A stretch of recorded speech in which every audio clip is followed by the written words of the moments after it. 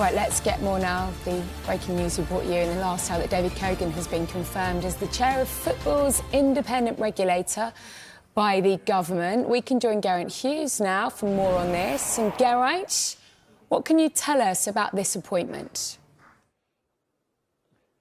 Yeah, this is no surprise in terms of the appointment as David Kogan. It's essentially confirmation of the job that has been billed for him for quite a while. He was actually nominated by the previous Conservative government when the Football Governance Bill was going through Parliament. It stalled because there was an election in July of last year, but came back and has now passed through Parliament and the Lords and has received royal assent. It is now it is no longer a bill, it is an act, the Football Governance Act. There is to be an independent regulator, of which that head, again, proposed by the Labour government to be David Kogan. However, there was just a little blip along the way, which came out in a committee hearing in front of MPs early this year, back in May. I was in the room when he was grilled about donations that he may or may not have made to political parties, and he fronted up immediately and said, yes, I have made small financial donations to the campaigns of the Prime Minister, Sir Keir Starmer, and also to the current Culture Secretary, Lisa Nandy. So they are both to donations essentially to Labour politicians. So from a select committee hearing, which is a cross-party, a mix of MPs from all the political flavours, they grill them to find out, OK, is there going to be a conflict of interest? Is there a problem here?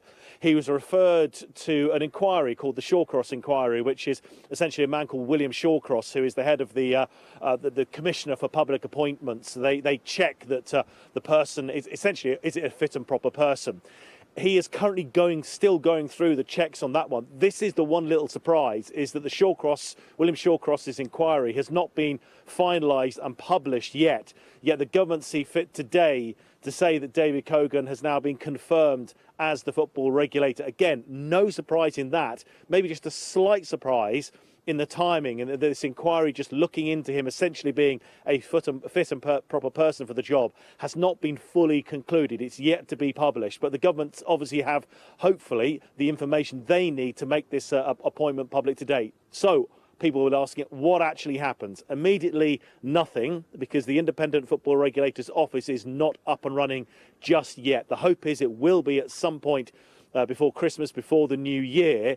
There is a shadow regulator in place at the moment. That is not chaired by David Kogan. He'll be starting to get to work, and this the independent regulator for football will come into force, we expect, in the next month or two. He serves a 5-year term. That'll be backdated from May, because that's when effectively he was put forward to be the preferred candidate by the government. So he will go through as the football regulator until May of 2030. Confirmation, though, today, that man will be David Kogan. He's a highly respected and well-known figure within footballing circles. He's a media rights executive that has negotiated many a deal that's involved either the Premier League or the EFL, also WSL as well. So he's a pretty much well-known figure within footballing circles. So confirmation today, as I say. I think what we knew, just the time of it, a little surprise, is that David Kogan is the football regulator, the independent football regulator. And as I say, that actual office will get up and running in the coming months, not today. Brilliant. Thank you very much, Geraint.